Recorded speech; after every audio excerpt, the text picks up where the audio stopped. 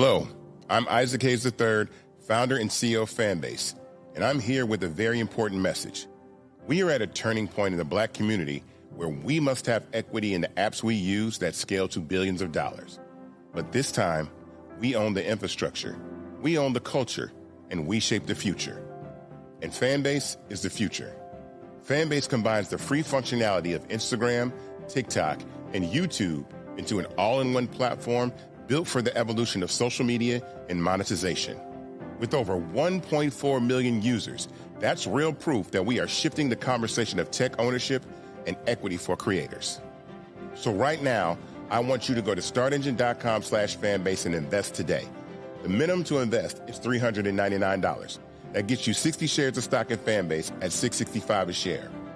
This marks a turning point in Black ownership of social media. If we don't take this opportunity to own social media right now, we will always be customers to our own creations. And that can't go on. So once again, go to startengine.com/fanbase and invest today. We must own the platforms where our voices live, our stories matter, and where our culture drives the world. Thank you. Folks, Black Star Network is here. Hold no punches. I'm real revolutionary right now. Black power. Support this man, Black media. He makes sure that our stories are told. Thank you for being the voice of Black America, Roland. Stay black. I love y'all. All momentum we have now, we have to keep this going. The video looks phenomenal. See, this difference between Black Star Network and Black-owned media and something like CNN. You can't be Black-owned media and be scared. It's time to be smart. Bring your eyeballs home. You dig?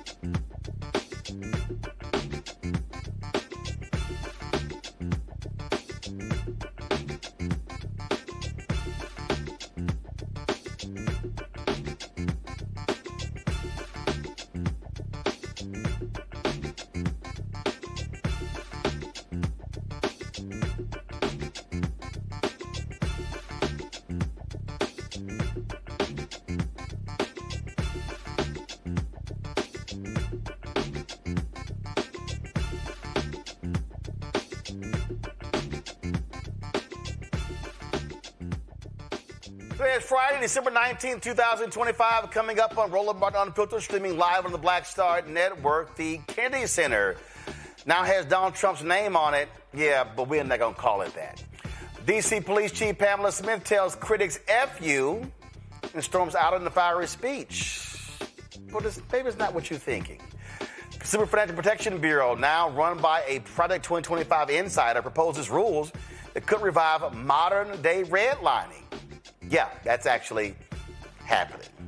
Also, folks, lots to break down in politics as well. More craziness coming from this nonsensical administration, including attacks on African Americans. Plus, we'll get ready for the college football playoffs. Matt team didn't make it. And also, I'm going to shout out my Texas A&M volleyball team who play for the national championship tomorrow.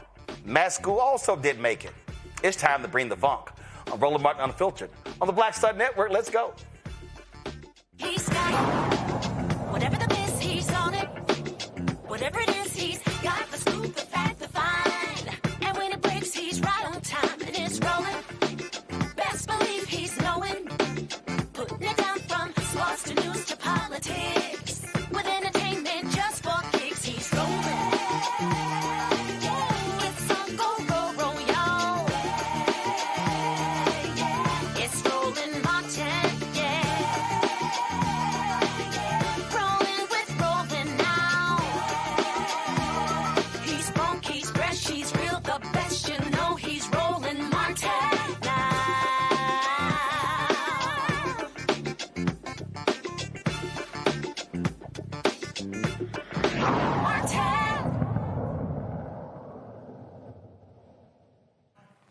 Well, the narcissist individual sitting in the Oval Office, well, you know exactly what happened here. He slaps his name on everything because he's so desperate for attention. Well, now that's the case. This here is a photo of the Kennedy Center, the John F. Kennedy Memorial Center for Performing Arts. This is, again, what is called the John F. Kennedy Memorial Center for Performing Arts. Well, poor little, this little child, the Kennedy Center board supposedly unanimously voted to put his name on because he saved it. And then he gave an interview. He's like, in the Oval Office, oh, I was just surprised. I was surprised it happened. Here's the thing, though, y'all. This is how childish it is. First of all, you just can't just rename stuff with an executive order. That's actually, this was dictated by Congress. But you know what?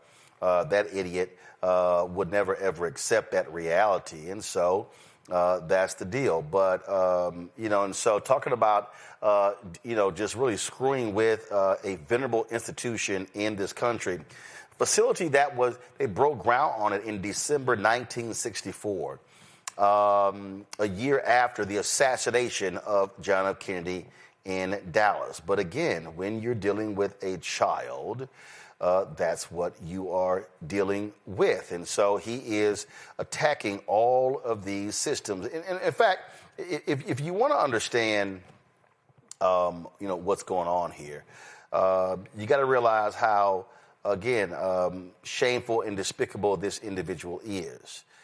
He is desperate. He is desperate for attention. There's no amount of attention. I mean, like, did he not get enough as a child? But that's exactly who he is. And so he wants to destroy numerous institutions. Robert Rice, former labor secretary, put out a pretty interesting video, I thought was interesting. I'm going to go to that in a second, where he talked about what we're dealing with here with this petulant child, this individual who calls himself, first of all, we don't know what the hell he even called himself. And again, when we're talking about a venerable institution, this here, of course, is the Kennedy Center right here. This is a Reuters video showing, and of course, the Trump folks are like, oh my God, it was falling apart. It was in disrepair. They had been losing money. And talk about, oh, all of these donations that Trump has been now getting. Well, here's the problem with that. Their giving and donations are down in a huge way. A huge, huge way. They're down in a huge way. But again, when you're dealing with a child, this is how children act. And I'm telling you right now, I saw one, Tim Shriver, of course, Kennedy relative said, hey, whoever's the next Democratic president, we're going to take a chisel to that sucker. Michael Imhotep, host African History Network show out of Detroit. Matt Manning, Civil Rights Attorney, Corpus Christi. Win Cooney, CEO, co-founder of Politicking. Glad to have y'all here. Win Cooney, listen, this This is par for the course who this idiot is.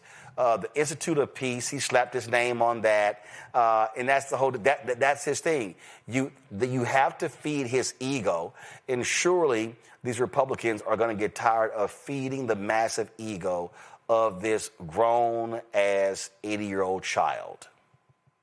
I don't know if the Republicans are going to get tired of it, actually. It seems like they've gotten quite good at it. But it is sad because the Kennedy Center has been heralded worldwide as a center for the intelligentsia, as a center for the performing arts and fine arts.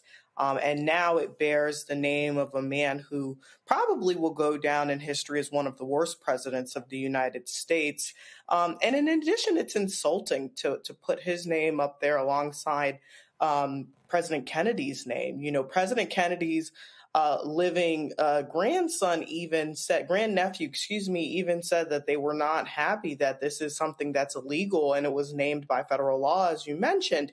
And you can't just go around renaming historical relics in this way. The other thing that was concerning, Roland, is that this was allegedly voted on unanimously, but you have folks like Representative Joyce Beatty, who was an ex officio officer of the board, saying that she, actually was on the call in which this was voted into action, and her microphone was silenced multiple times on the call. And it's really sad that there is just no voice for dissent in this administration, and they've continued to prove that over and over again. Yeah, I mean, we know exactly what we get here. We get a child. That's what he is. He is a grown-ass child, Michael, and he wants to, he's destroying the East Wing. He wants to erect this massive ballroom. He's fired the architect. It's just a whole big heap of mess over there right now. No one knows what the hell is going on. And so this is just a pure idiot we're now looking at. Yeah, he's a pure idiot, and this is, followed up by the Wednesday 18-minute debacle by the petulant child-in-chief, who just stood there and just went on, just rambled on and told lie after lie after lie after lie about how great the country is, how great the economy is. So here you have, another dictator fascist move from Donald Trump, the traitor-in-chief, putting his name on adding his name to the Kennedy Center. Now it's the Trump Kennedy Center. But no, it's not. No, it is not the Trump Kennedy Center. It is the Kennedy Center.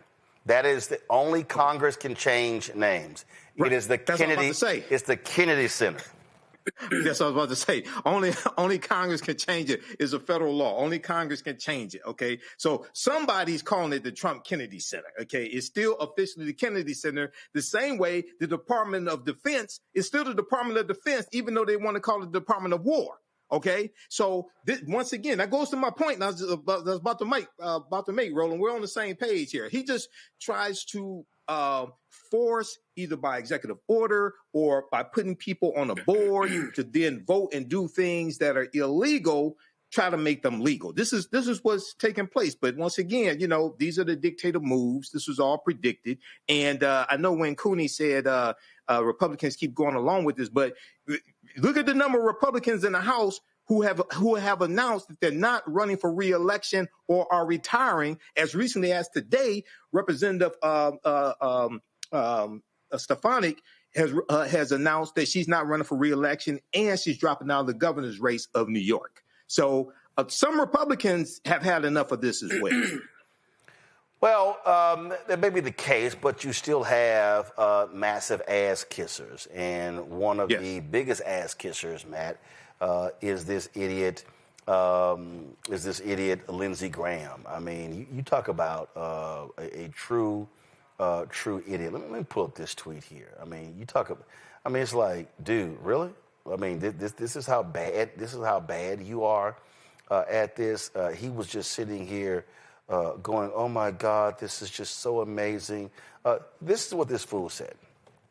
This is Lindsey Graham, okay? You thought this person used to have a sense of integrity and decency. This well-deserved honor has been given to President Trump because he has poured his heart and soul into refurbishing and revitalizing the now Trump Kennedy Center, a national cultural icon. I have been intricately involved in helping President Trump seek funding to structurally improve the facility and give it a much-needed facelift. It has been an honor to work with President Trump and his team on this project. I've witnessed President Trump's passion to modernize this iconic venue and believe the renovations and modernization efforts will have long-lasting effects for the benefit of our nation. Congratulations, Mr. President. Again, this is well-deserved. That's a massive amount of ass-kissing in one tweet. Yeah, I mean, it's supreme bootlicking, and I really don't see why you think you need to do that if you're Lindsey Graham, especially with the president who at least constitutionally cannot be reelected. We know he's, sent shots across the bow indicating he's going to try to be there for a third term. But presuming the Constitution and reasonable minds prevent that from happening, then I don't understand what the means to the end is for Lindsey Graham, especially as I think you're starting to see cracks in the Republican ranks. I think Michael's point is exactly right. They're starting to get worried about their reelection prospects and are starting to jump ship, especially when you have somebody like Stefanik, who I think is otherwise, beating the MAGA drum, jumping out of everything altogether. That to me really calls something calls it into question. But what I think is especially interesting about this Kennedy Center, him attempting to co-opt it, is the fact that Kennedy's nephew is in his administration. Now, obviously, RFK is broken with his family, but that's a huge slap in the face, right? This is named after your uncle, and the guy who's attempting to be the dictator has decided to just slap his name on it without any authority.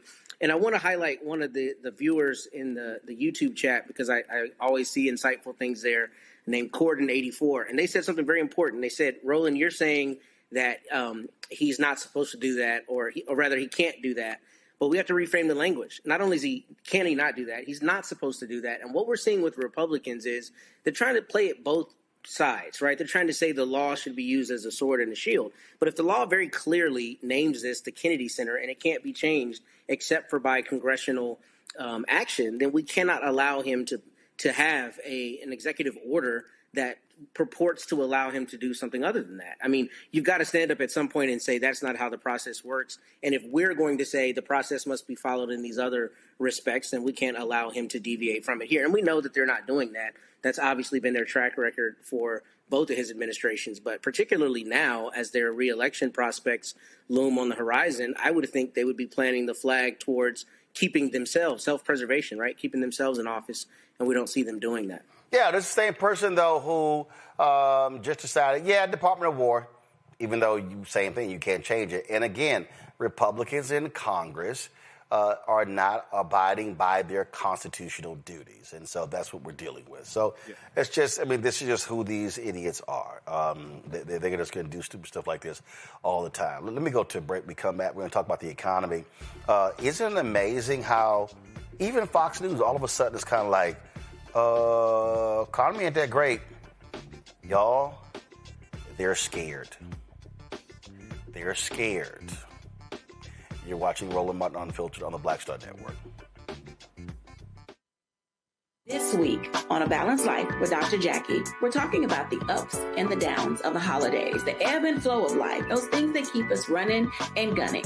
But there comes a time in each of our lives where we need to just sit down, sit back, and relax, giving you a chance to really find out who you are and how you're going to move your life forward. How do I learn? How do I grow from this? And that's where, resilience comes. So I'm literally walking this out in real time. It's just giving myself all the grace, all the space, all the permission that I need. We're talking about all of these things this week on A Balanced Life with Dr. Jackie here on Black Star Network.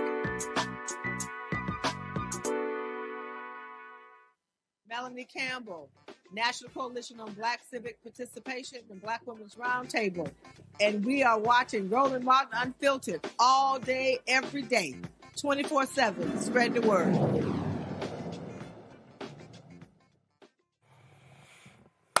Why are Republicans freaking out? Because their dear leader has been destroying the economy. Now, the place that has been totally delusional regarding the economy has been Fox News and Fox Business. Now, we showed you Maria Bartiromo the other day going, oh, no, it's not as bad as everybody thinks. Oh, when you make $10, $15, $20 million, you don't really feel the problems in the economy. But watch this segment right here. Expenses like rent, electricity, and the cost of everyday items like beef, coffee, and seafood are still up substantially from a year ago. President Trump, of course, is looking to combat concerns that costs are still too high under his administration. He's been arguing it's the previous administration that drove the economy into the ground and that his policies are restoring it.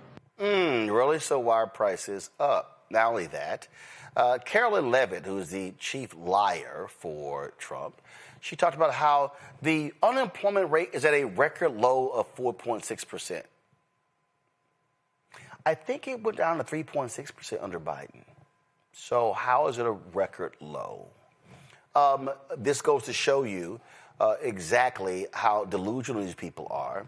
And I'm telling you, as each month goes by, Michael, as they keep refusing to release job data numbers, as they keep refusing to release inflation numbers. They can keep hiding the reports, but you cannot hide the pain from the people feeling the pain.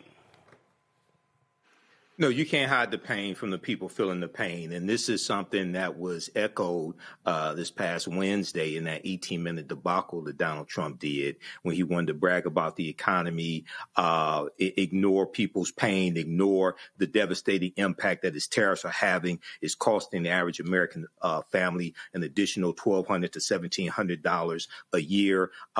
When you look at the unemployment rate, it ticked up to 4.6%. We saw only 64,000 jobs created in the month of November. And we see the African-American unemployment rate explode to 8.3%, I think it was, 8.3%. Right now, this is the same guy who told us that immigrants were taking black jobs. Well, about 1.2 million immigrants, both here documented and legally, undocumented and legally, have left the workforce, but the unemployment rate for African-Americans has exploded, but the White House doesn't want to address that. So we're seeing that this continues to bleed. We see his approval rating continue to plummet, as it should, and this was all predicted. Hashtag we tried to tell you, don't blame us, we voted for the black woman. Well, I thought this here was pretty funny here.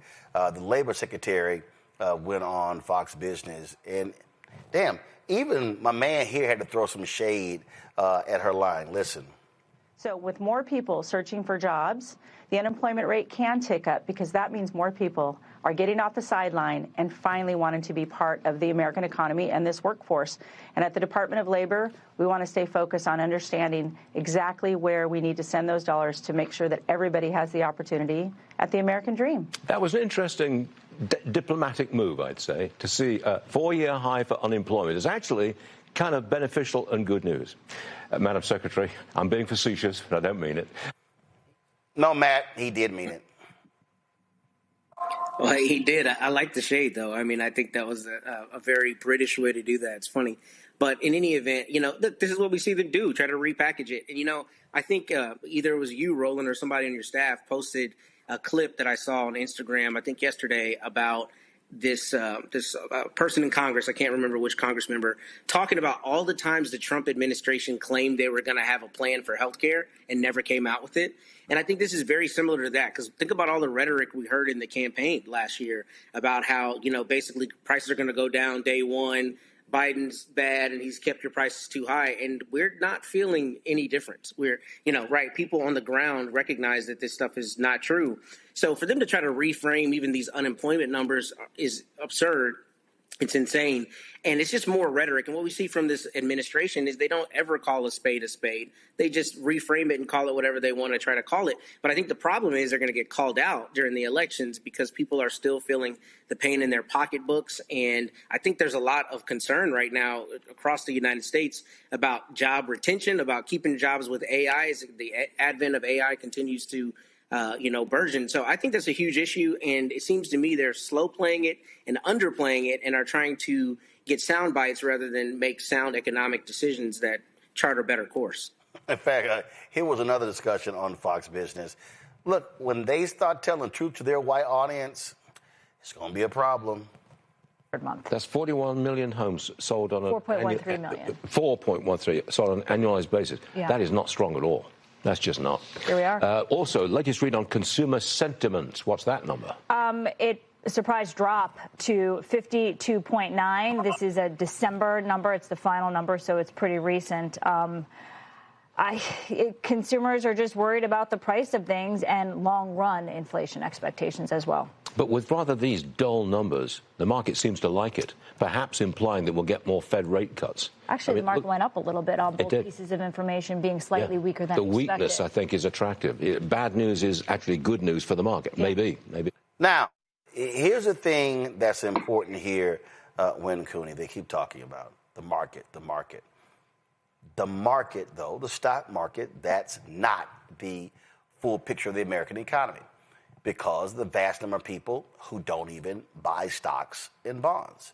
So if you keep looking at the market, that is not the barometer. And if they want to bank on that one, okay, this time next year, Republicans are going to be unpacking because they're going to be in the minority in the House and potentially the United States Senate. If we're rolling, the fact of the matter is that we're plunging into a recession. And I'm not shocked by the language that Fox News is using, because it's very resemblant of how they've always framed things. It's very confusing. But the fact of the matter is that the economy is in shambles. And we know that because with Black unemployment going up, that's a signaler generally of the fact that we're plunging into a recession. When you look at how long Black people are staying unemployed, Black women being unemployed at an average of 14.5 weeks long, and Black men about 12 weeks long, compared to white women and white men at 8.6 weeks and 9.6 weeks, you see that the changes are egregious. And I think the reason why the Trump administration simply does not care about the economy's bottom falling out is because they know that it's going to affect Black people first. They always say when America sneezes, Black people get the flu. And that's exactly what we're seeing here with the economy being downtrodden. And so we really have to pay attention to this. I urge people to consider this strongly when thinking about who they're going to vote for in the 2026 elections, because these are the type of statistics that matter. Absolutely. And so, y'all, numbers are numbers, and it's going to get worse for them. It's going to get worse, and it should get worse because if they want, and if they think, 2026, let's keep blaming it on Biden. All right, try it. But I'm telling you, that ain't going to work. You think it's going to work. That ain't going to work. It's going to fail. All right, let me go to a break. When we come back, more on Roland Martin Unfiltered, including the outgoing D.C. police chief. Man, she laid it on the line. Wait till we show you. You're watching Roland Martin Unfiltered on the Black Star Network. If in this country right now, you have people get up in the morning and the only thing they can think about is how many people they can hurt, and they got the power, that's the time for mourning. For better or worse, what makes America special, it's that legal system that's supposed to protect minorities from the tyranny of the majority. We are at a point of a moral emergency. We must raise a voice of outrage. We must raise a voice of compassion. And we must raise a voice of unity. We are not in a crisis of party versus party. We are in a crisis of civilization, a human rights crisis, and a crisis of democracy itself. And guess what? You've been chosen to make sure that those that would destroy, those that would hate, don't have the final say, and they don't ultimately win. Hey, I'm Tasha Cobbs, and you are watching Roland Martin Unfiltered. But I need a little filter. I need something. Blow me out. Make me look 35.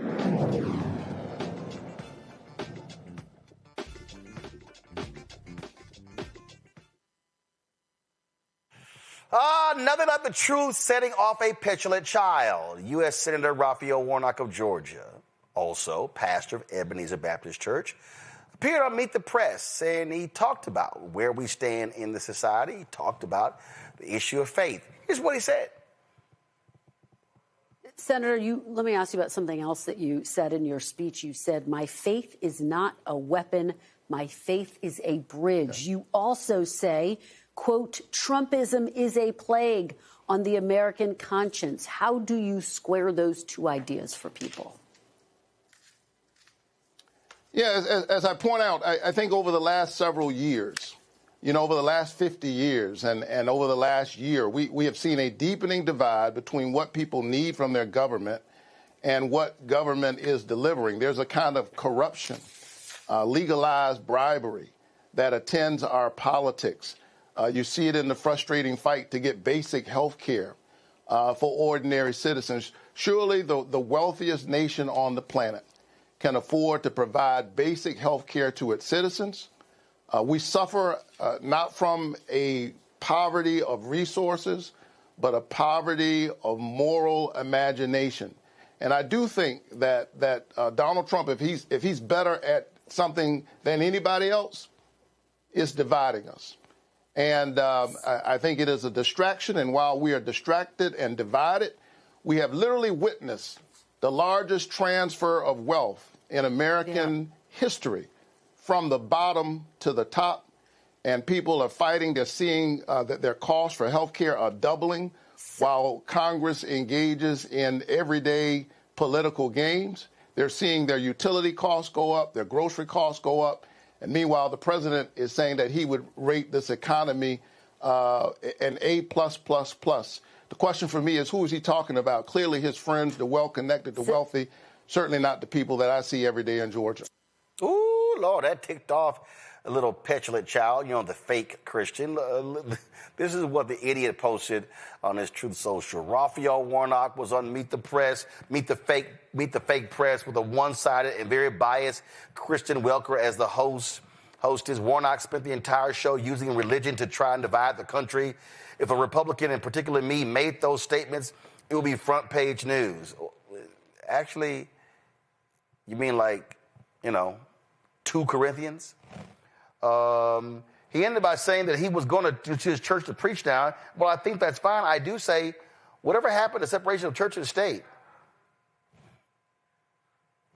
That would be the first thing they would use against us, but actually it's something that never much bothered me. Yeah, because you don't go to church. That don't bother you. Anyway, Warnock is a lightweight whose wife correctly states that he tried to run her over with the car. Trust me, your first wife accused you of raping her. Oh, I guess we forgot.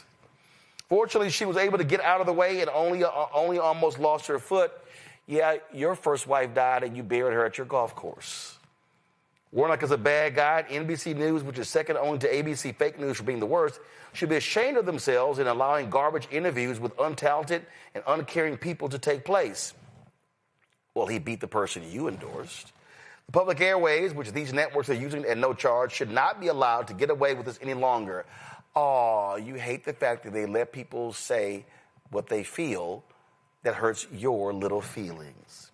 They should be properly licensed and pay significant amounts of money for using this very valuable public space. Thank you for your attention to this matter, MAGA. Ain't that something? Well, Warnock responded to the little punk child. So Donald Trump just attacked me on Truth Social, claiming that I'm using faith to divide people. He's got a lot of nerve. Remember, this is the same president who literally had peaceful protesters gassed and beaten so he could stand in front of a church holding a Bible up. He ought to read that Bible that he was holding up on that day. That Bible says that Jesus came to preach good news to the poor. He came to heal the sick. He never billed them for his services. He stood up for the weak, the marginalized, average, ordinary people. Mr. President, my faith is not a weapon, it's a bridge. And I invite you to Bible study. Maybe you can meet the Jesus I know. In the meantime, I'm going to keep fighting for the people.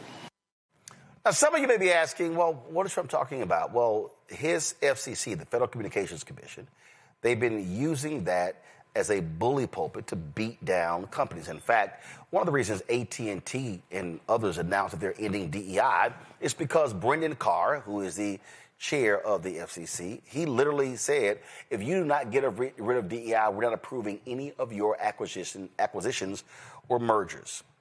Yep. That's why they're doing it. This week, Carr went before the United States Senate for a hearing, and man, he got challenged big time by senators over a variety of issues. This is Andy Kim of New Jersey. This was pretty good. So when you're talking about all power vesting in the president, I just want to read this a little more, because you're saying not just that it is an independent agency, but you're saying that Congress did not want these technical decisions to be made in a haphazard manner or based on misinformation or short-term political interests. You specifically said it placed the authority outside of the executive branch for a reason. So you were not just stating what was the law at the time. You were stating the benefit that comes with the independence. So I guess I'm just trying to get a sense from you. If you don't think that the FCC is independent, then is President Trump your boss? President Trump has designated me as chairman of the FCC. I think it comes as no surprise that I'm aligned with President Trump on policy. I think that's why he designated me as chairman. But ultimately, do you consider him your boss? Ultimately, well, President Trump designated me as chairman. I can be fired by the president. The president is the head of the executive branch. The decisions of the commission. So he's your boss. Look, the decisions of the commission are going to be based on a vote of the three of us right here. So there are some things that are different about that. And our decisions are going to be based on the facts and the law and the record. You swore an oath when you came into your job, right? Does the oath have the word president in it? Senator, again, I'm not tracking this line. What I'm saying is every decision Do you remember the oath that you took? Yeah. You swear an oath to protect what? Sir, every single decision What is it that you're protecting? In this job, we're based on the Constitution of the United States. I'm just this is not consistent a with test the Constitution. here. I'm just trying to get a sense of how you're trying to operate here. No, we know he sucks up to Trump. Whatever Trump wants, he is going to do. And so what you have to understand is he is not going to challenge the right. He is not. He's not going to do it. And so what he also is going to do is going to use his power there to target, folks like Jimmy Kimmel as opposed to others. He's not going to challenge Fox News. What he's going to do, he's going to threaten companies like he did when it came to Jimmy Kimmel. And so when you see that particular post by Trump, what Trump has been doing is using the FCC to target companies, using the FCC to do his fighting, threatening these companies. Oh, I will snatch your license. Because here's what y'all got to understand. So I'm explaining to y'all the structure. So when you see NBC News, okay, NBC News is based in New York. Okay, Trump can't pull the license of NBC News. NBC News does not have a license, okay?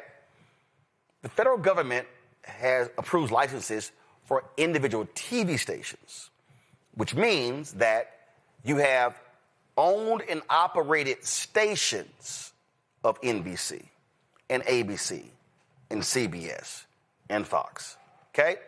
But most of the stations that carry their programming, they don't own.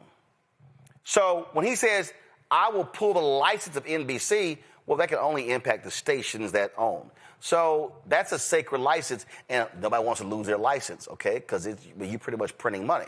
So this is how he is weaponizing the FCC to attack people. That's what he's doing. We have never seen a situation in American history where an occupant of the Oval Office is literally weaponizing the federal government to attack folks he don't agree with. That's what he's doing. It's all about vengeance. And this individual is leading that. Man, I saw something a few moments ago. There was a law firm that bent the knee to Trump. Well, so many of their top talent left the law firm That firm is now having to merge with somebody else in order to survive. That's what happens when you bend the knee to Trump. And it's interesting you say that. I think I've said it on the show before, but there have been a number of Facebook groups that I'm in as a lawyer, and there have been lawyers who have been excoriating the other lawyers from these firms who have bent the knee, saying if any part of the populace is best equipped to fight back and is duty-bound to fight back, it's us, right? It's us who file the documents in court. It's us who craft the arguments to stand up for everyday people and corporate entities alike. And it's us, particularly those of them in big law, who go to the Supreme Court, who argue in the most hallowed courts across the country. So when you have the president of the United States brazenly and unconstitutionally attacking people's ability to speak freely, to petition the government, to represent whomever they want, then it's duty bound on us as a part of our job and part of our duty to the public to stand up against that. And there's a huge rift in the group of lawyers across the United States on whether they should do that. Because what it comes down to is a balance sheet versus your values. Your balance sheet says, yeah, you don't want to lose that federal work, so you're going to capitulate and let yourself be punked by the president of the United States. And then you have other people that say, no, we can't do that because I wouldn't want to work with a law firm that wouldn't stand up for itself, let alone for me. So that's what happens when you bend the knee, and I'm sad that a lot of my colleagues at some of these firms have done that. But I'm also proud of those who have stepped away and who said, look, I cannot be party to this because if not us, then who? And I think that's what you're seeing. That's why that firm is having to merge. I saw a note about that this morning in something I read about those two firms merging, and I didn't realize that was the background. But I followed a lot of this with the big law firms at the beginning of his second term, and that was the line in the sand. Are you going to stand up or are you going to cower? And we see the consequences of those who cower, which is people leaving en masse. One of the things that I think, when Cooney, that's important here, I had someone was commenting in our chat, and they were like, "Ben, stop talking about Trump." And what I need people to understand is, we're not talking about Trump. We're talking about the actions of Trump, and the actions of Trump are severely hampering regular, ordinary people.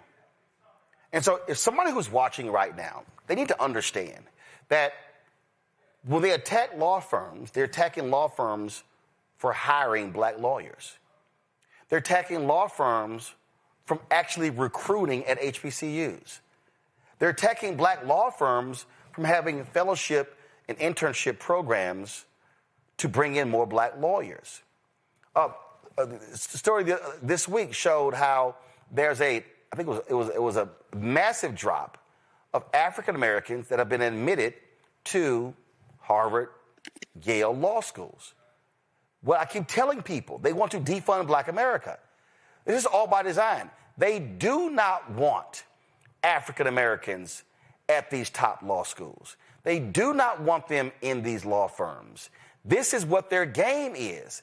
It's abundantly clear.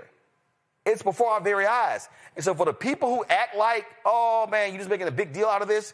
No, this is what they are doing. These people have to be stopped, because if we just sit on the sidelines and accept it, they are going to completely destroy all of the institutions, the infrastructure in Black America. And I'm just going to keep yelling it over and over and over again. Academic, political, social, cultural, and economic. All of it. Roland, they don't want to defund Black America. They're actively doing it, right? If they don't want to talk about President Trump, fine. Let's talk about fascism. Fascism is a far-right authoritarian political ideology emphasizing extreme nationalism. That's what we're seeing right now. When you see the President of the United States control the FCC chairman, Brendan Carr, who's under oath to protect the Constitution, but instead is doing the bidding of our president, that's a scary sight to see. And I'm so happy we have new senators in office like Senator Kim that are actually holding people like these feet to the fire, because this is utterly inappropriate. But when we see people that are starting to challenge these First Amendment rights, when you see people like President Trump say, hey, I don't like what Senator Warnock has to say, so let's pull him off the air. And not only let's pull him off the air, let's pull the network that he's talking on off the air. That's a scary sight.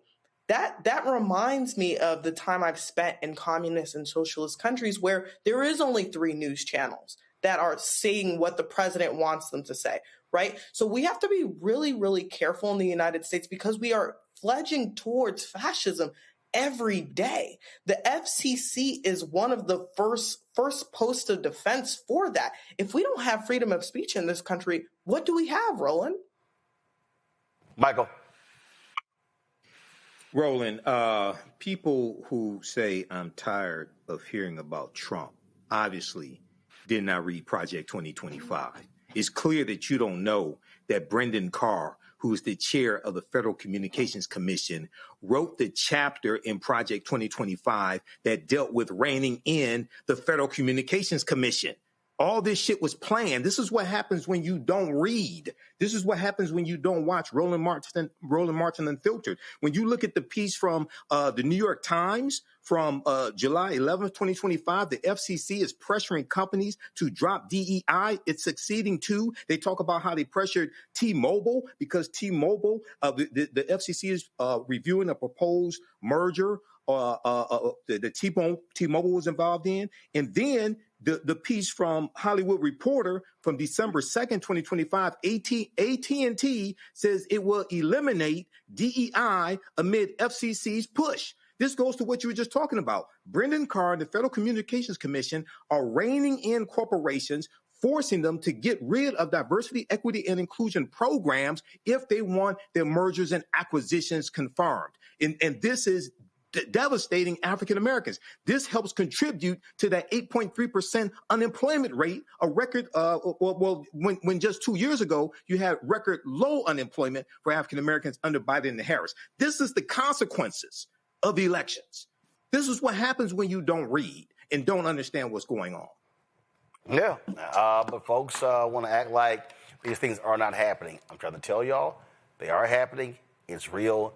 And we're going to keep calling it out because I'm telling you, they are going after every single thing. All right, y'all. Gotta go to a break. We'll be right back. Roland Martin Unfiltered on the Black Star Network. Don't forget, support the work that we do. Join our Bring the Funk fan club. If you want to contribute to the show, please use for Cash App. Use the Stripe QR code. You see it right here. PayPal, R Martin Unfiltered. Venmo's RM Unfiltered. Zelle, Roland at RolandSMartin.com. Roland at RolandMartinUnfiltered.com. Check some money order. Make it payable to Roland Martin Unfiltered, P.O. Box 57196, Washington, D.C., 20037-0196. Back in a moment. Said the quiet part out loud. Black votes are a threat, so they erased them. After the Supreme Court gutted the Voting Rights Act in 2013, Republican legislatures moved fast. New voter ID laws, polling place shutdowns, purges of black voters from the rolls. Trump's Justice Department didn't stop it. They joined in. In 2018, his DOJ backed Ohio's voter purge system, a scheme that disproportionately erased black voters. Their goal, erase black votes and political power. Yeah, that happened. These are the kinds of stories that we cover every day on Roland Martin Unfiltered. Subscribe on YouTube and download the Black Star Network app. Support fact-based independent journalism that centers African Americans and the issues that matter to our community.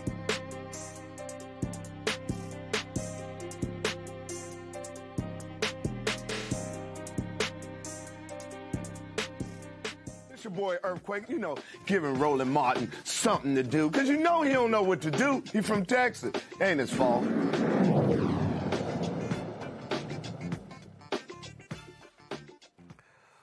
Lord, white America has been having themselves a week. They have been going crazy over this article. It's in this magazine called Compact. It's called The Lost Generation. This dude, Jacob Savage, he wrote this here. And I'm talking about y'all, they just been going crazy. They've been going crazy. They just been going nuts. And so as a result of this, the EEOC chair, Andrea Lucas, who a fierce DEI critic, she posted this about saying to white men, if you've been discriminated, please call us. I'm Andrea Lucas, chair of the U.S. Equal Employment Opportunity Commission. Are you a white male who's experienced discrimination at work based on your race or sex? You may have a claim to recover money under federal civil rights laws. Contact the EEOC as soon as possible. Time limits are typically strict for filing a claim. The EEOC is the federal agency charged with enforcing federal anti-discrimination law against businesses and other private sector employers. The EEOC is committed to identifying, attacking, and eliminating all forms of race and sex discrimination, including against white male applicants and employees. Check out EEOC.gov to learn more and read our one-page explainer about DEI-related discrimination. I mean, these folks have been going crazy. They have just been, all these white dudes, egged on by Elon Musk, on Twitter, because, he changed the algorithm. They just been going on and on and on and on and on and on and on. Oh, my God, I experienced this here. And a whole bunch of these folk ain't got no talent whatsoever. But see, y'all got to understand something. See, these folks, they believe that white men are the answer to everything. In fact, that's super racist. I mean, Matt Walsh, it ain't even a question. He's an absolutely white nationalist, white supremacist racist. He was putting out these videos saying that's right. Oh, yeah, America is going to be so much better. And our society has gotten worse. Our society has gotten worse because white men have been excluded. Okay, if y'all want to watch the stupidity, again, listen to this fool in his lumberjack shirt. The biggest and most important downstream consequence of this open discrimination against white men is that everything in society gets worse as a result. That is the second order effect that the compact piece doesn't really get into. It's the third rail, the part you're not supposed to talk about. But the truth, which everybody intuitively knows, is that things were a lot better back when white men were not being discriminated against by every institution in the country, but instead were running most of them. And the fact of the matter is that a hugely disproportionate number of our greatest leaders, innovators, pioneers, explorers, philosophers, and so on, have been white men. I mean, without white men, we wouldn't have airplanes or spaceships or trains or phones or light bulbs or computers or the internet or batteries or X-ray machines or jet engines or rockets or 1,000 other things that our society depends on to exist and to flourish. We never would have had a railway system or the printing press. We wouldn't have this country, which was founded by white men and led by white men and expanded from coast to coast and settled and built up mostly by white men. Now, these are all facts, historical realities that cannot be denied by reasonable people. It's just true. And while black women are encouraged to be proud of the historical achievements of black women, whatever those might be, and Asians to be proud of Asian achievements and Native Americans of Native American achievements and so on, white men are the one group on the entire face of the planet who've been forbidden to even acknowledge what other white men have accomplished, much less to express any pride in it, God forbid. Instead, our society set out on a campaign to punish and exclude and alienate this very group. That is their reward for having carried the weight of Western civilization on their shoulders. But white men, as it turns out, they're not just good at building and flying spaceships. They're also good at writing television shows and covering the news and teaching students at the university level and so on.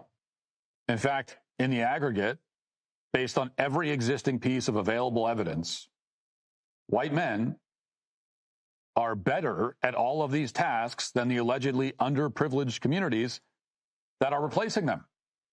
And if that sounds harsh, I really don't care. It happens to just be true. Allegedly underprivileged. But it's not, and we know it. But remember, nobody watching this right now should be shocked. I've been telling y'all this for a long time. In fact, the late Jerry Springer, I saw this. I don't even know where this is from. This is literally what Jerry Springer said about where we stand right now in America. The election of Trump as basically white America's last stand against multiculturalism.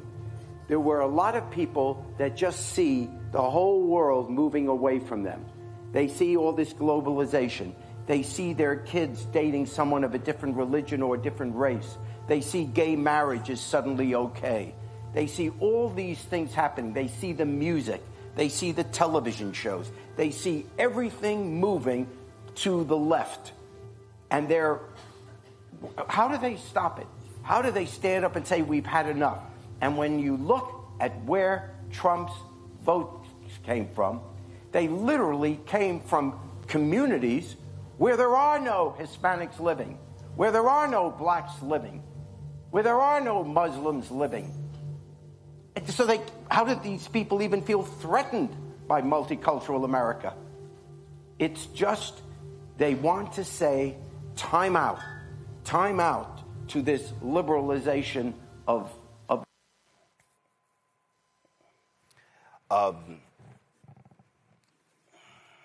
this is why I wrote this. White fear, how the browning of America is making white folks lose their minds. This piece by this dude, Jacob, these white men have been going crazy. Oh, they have been losing their mind. I'm telling y'all, we've been saying this because they believe that white men deserve everything. These white men are so arrogant that they walk in going, oh, that's my job. It's the equivalent of them walking into a cafeteria saying, why are you sitting in my seat? I'm sorry, this was first come, first serve. No, this is my seat. Why did I pull up the cover of White Fear? I need y'all to understand, why did I choose this photo?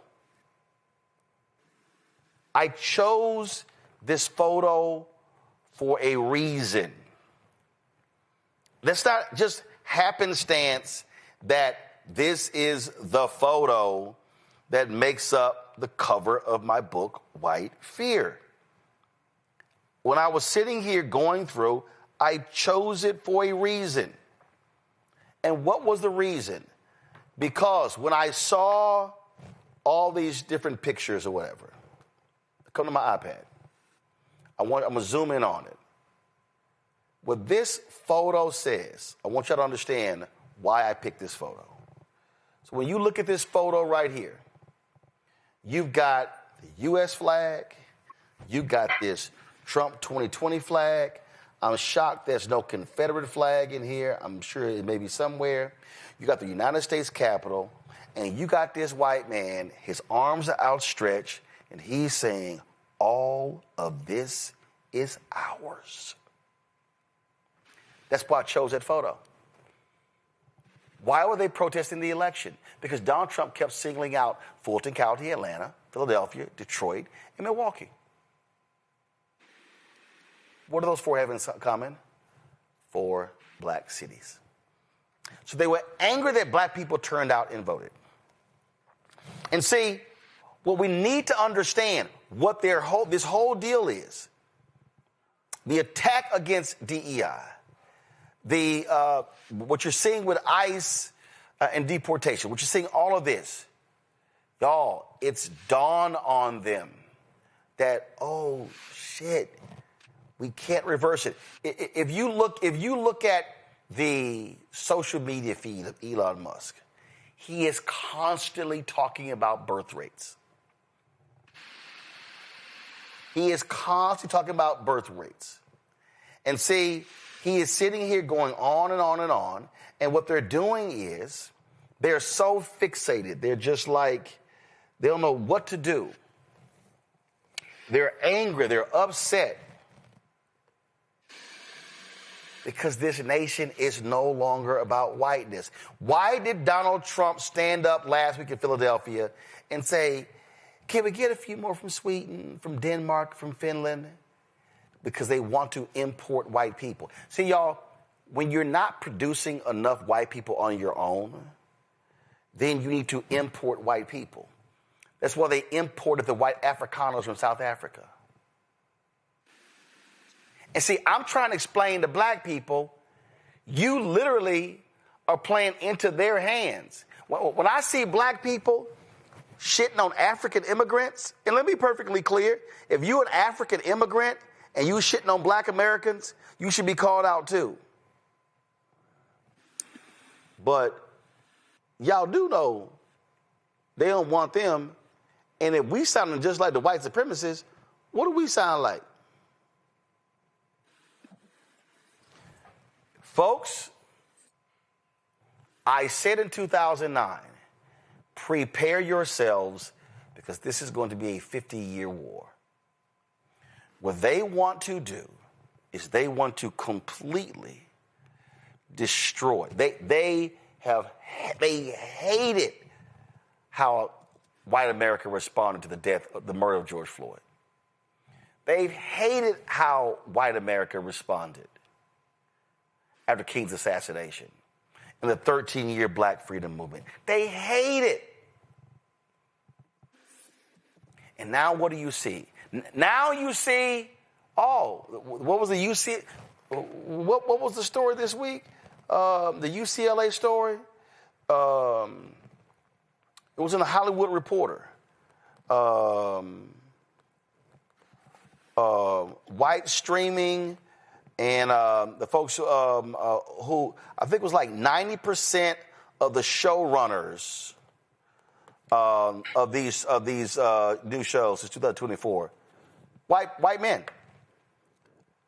So what you have now is you got, and y'all didn't understand, you got white execs who were like, man, cool, man, we can go back.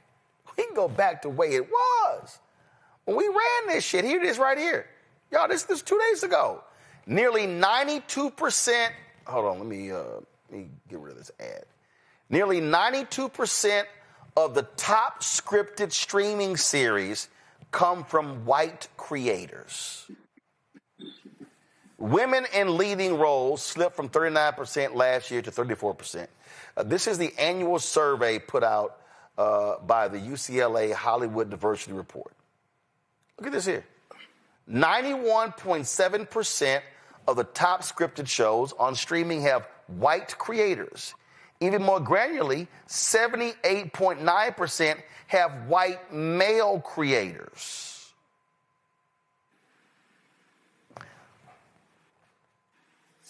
The execs are like, man, cool. Trump is there. We ain't got to do any of this bullshit. We ain't got to recruit women, white women. We ain't got to recruit no black people, Latinos, Asians. Yo, white is right, baby. We back in business. The corporations are going, oh, man, cool. We ain't got to go to that damn National Black MBA. Oh, the hell with the National Bar Association. Damn the National Dental Association. Forget the National Association of Black Journalists. Forget the National Society of Black Engineers. We ain't got to do none of that shit anymore. Because Donald Trump has said, yo, we good. So what's the downflow of that? You don't recruit black talent. You don't hire black talent. Now all of a sudden, the median wage of black people is going to drop. You already see more than 300,000 black women being fired this year alone.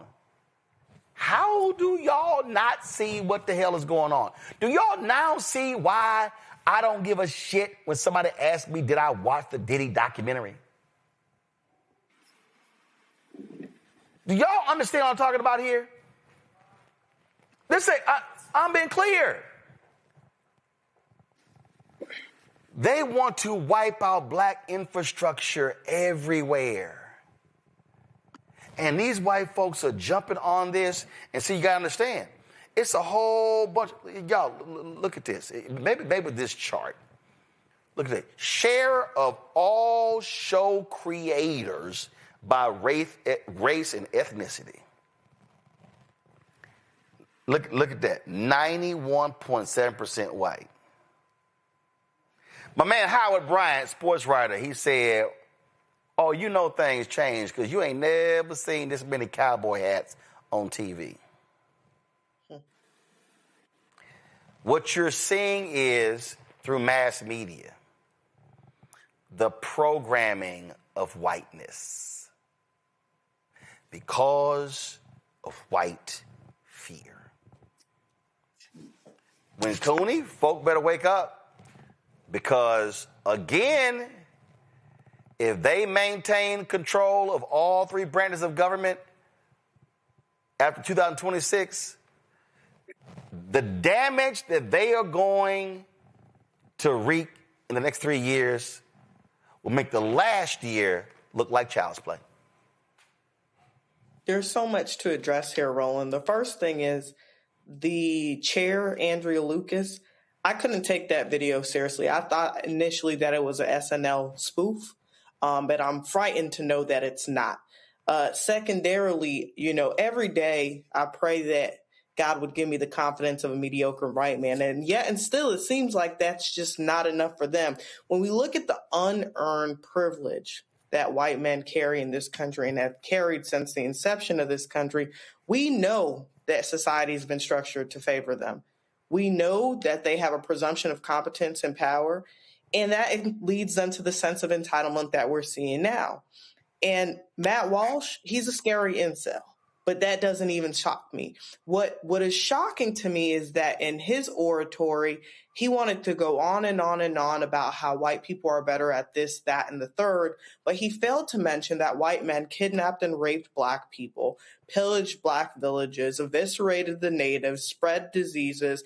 I could go on and on and on. So he failed to mention any of those things, but instead talked about how white men were the founding fathers of this nation. Well, yeah, because they murdered everyone else in sight. And then he talked about how it's become, painful that they can't express white pride here in the United States. Let's think about, Roland, what white pride has looked like historically. Oh, wait, there's an organization for that. It's called the KKK. And now, as you said, Roland, all of them have gotten the privilege and opportunity to unhood themselves on national TV. So the one good thing about this is that we can see the racism to our faces now because everyone has unhooded themselves. Quite oftentimes, they've just switched one hood for another. They've just put on a different type of hat, Roland, and it's really, really, really scary. The last thing I want to mention is what you were noticing about Elon Musk and his hyperfixation on birth rates.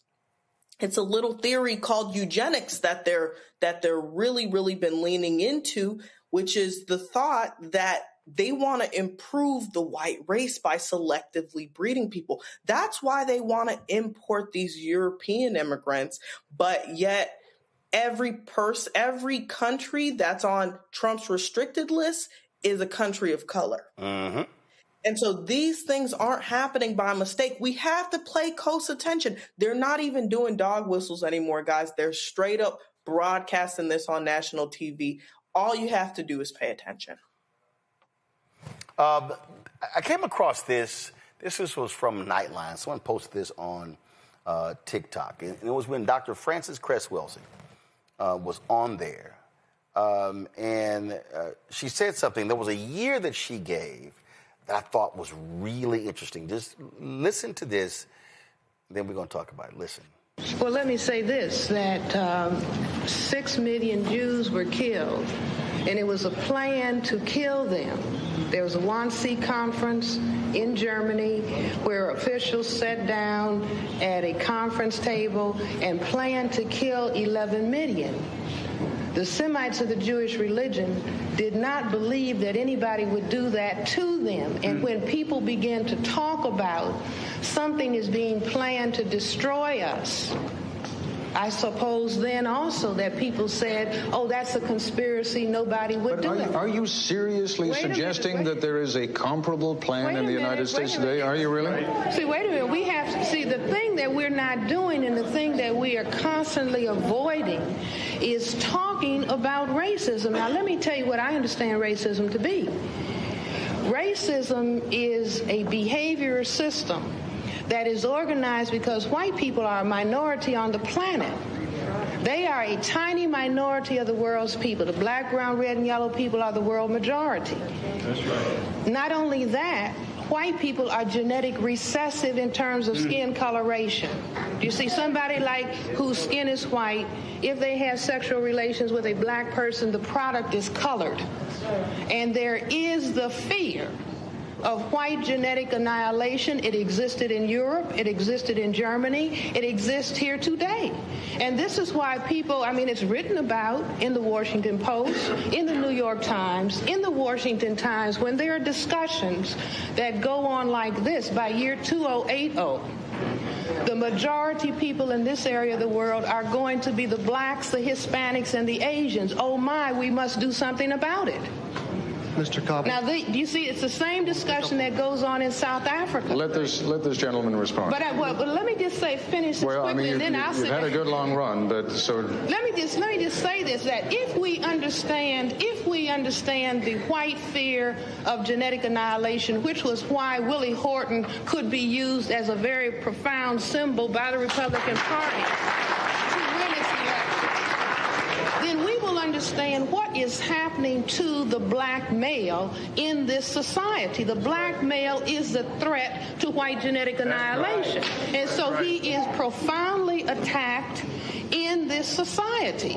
And if we begin to understand that, we understand what happens to the black family. If you remove the father, then the son is wandering around confused, doesn't know what to do, will get together in a gang, and ends up being depressed, getting on drugs, and going to prison. And in the United States, in Washington, D.C., I believe we have the second highest incarceration rate, second only to South Africa. And so in South Africa, you have black men in the work camps, and the women on the Bantu stands, and here we have the black men in prison and the women in the projects, and the male children going unfathered. Now, I say that racism is responsible. Okay, go ahead, sir. All right, so Michael, this what jumped out at me. And I've been trying to figure out when this was broadcast. Mm-hmm. And this is the thing that I need everybody to understand. She said 2080. Right. Okay, 2080. Then it became 2070, then 2065, then 2060. Then 2055, then 2050, then 2045, then 2040. Then it got, all of a sudden, I get 2039, 2038. And everybody was, see, when it first happened, folks were like, man, that thing is so far off, I ain't even gonna be here. Folks said, ain't no big thing. But all of a sudden, that thing kept dropping. Now it's 2043. That's a 37-year difference. So when that report, I remember when the report came out, America one day is going to be a nation majority of people of color. People said, man, that's 2080. Oh, hell. Now it's like, oh, damn. And like I said in my book, White Fear, what did it for me was when I saw the story and there were 10 states where the average white death rate was higher than a white birth rate. And that's when I said, oh, it's on. Yes. So much here, Roland. I'm going to have to do an extended segment on the African History Network show about this. First of all, thanks for playing Dr. Frances Cress Welsing. I knew Dr. Welsing. I interviewed her 3 times on the African History Network show. She was a brilliant sister. She taught us a lot about racism. Racism is a system of advantage and privilege distributed based upon race that comes out of the ideology of European white supremacy for the purpose of preserving genetic white survival. Okay. And she learned a lot from Dr. Nellie Fuller as well, who is an ancestor now, who recently passed away, and Dr. Wilson is an ancestor as well. When you talk about birth rates and you talked about Elon Musk and birth rates, this goes back to our segment a couple weeks ago about that little punk ass Nick Fuentes. And I talked about how white people, the percentage of white people in America in the 2020 census dropped to 57%. Alarm bells went off because that's the first time their percentage dropped below 60% since 1790 when the first census was taken. So She hit the nail right on the head, and this is connected to Project 2025 with the attack on diversity, equity, and inclusion. You have to understand, Andrea Lucas, the white woman who you just played in that PSA, she's the chairwoman of the Equal Employment Opportunity Commission, a civil rights commission. And one of the initiatives of the Trump administration is to go after white grievance and to position white people, especially white men, as the ones who have been discriminated against by diversity, equity, and inclusion, civil rights laws, etc. And all you got to do is read the article from Axios.com from April 1st, 2024. It's not an April Fool's joke. It's called Trump Allies Plot Anti-Racism Protections for White People. And this article talked about what would happen in a second Trump administration. And it said if Donald Trump returns to the White House, close allies want to dramatically change the government's interpretation of civil rights era laws to focus on, quote, anti-white racism rather than discrimination against people of color. Now, this came out 7-8 months before the 2024 election. Axios.com warning us what was going to happen. This is why elections have consequences. This is why you have to watch the Black Star Network, because we told you what the hell was going to happen. And too many black people, too many Latinos, etc., sat their asses at home. Okay? This is why the 2026 midterm elections are so important. Okay? We got to vote these people out. And in addition to Republicans not running and things of this nature, more right-minded African Americans have to run and seize power and utilize power when they seize it, when they gain it. Matt, this was the New York Times, June 20th, 2018. Fewer births than deaths among whites in majority of U.S. states. Come on, switch, guys. Come on. Thank you. Right here. Fewer births than deaths among whites in majority of U.S. states. That was 2018. This is why these folks have been losing it. And so people need to understand the basis of the attacks. Their whole deal is if we can severely destroy or in a significant way dismantle, weaken black infrastructure, then it's going to be a long time for them to try to rebuild. That's what all this is about.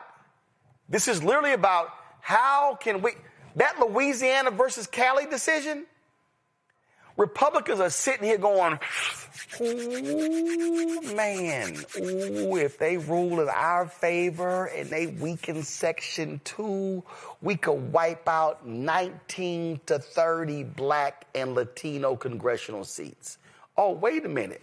We could wipe out black state legislative seats. We can wipe out black county commissioner seats, city council seats, school board seats. And that will cement our power. That's what's going on. Yeah, I mean, look, I think you, Michael, and Win Cooney covered it far more robustly than I ever could. I think there are a couple discrete things I want to address here that I think are important. So the first, as it relates to Andrea Lucas and the EEOC, I have two cases right now pending where I represent two brothers in different parts of the state, both of whom were very obviously treated differently than their fellow employees, were fired, and they have EEOC cases in the Fifth Circuit. I guarantee you that I've had to tell my clients, and I guarantee that the judges are going to look at these cases hostilely, because they always do. Because what do they always say? They always say, oh, there's some non-race related reason that this person either got fired or had an adverse employment action, to use that parlance. So let's steel man this a little bit. Let's say white men en masse start filing EEOC cases. That might actually have a net benefit to us, because that means the courts are either going to have to determine and recognize that there is a large cadre of cases where people are in fact discriminated against because of their race, right? Or they're going to have to brazenly rule for white men and continue to not rule for black people. But what it's going to come down to is it's going to come down to, if you're recognizing it in that case where there's a white man who's claiming that he was discriminated against, then the same discrimination that we've been complaining about for decades and centuries can be proven the same way. So there may be a net benefit. I know that's foolishly optimistic, but legally that's what has to happen here, Because if you have people filing these cases in droves, then their cases should be dismissed just like the meritorious black cases that are dismissed all the time on the basis of we don't see it. It has to be some other reason.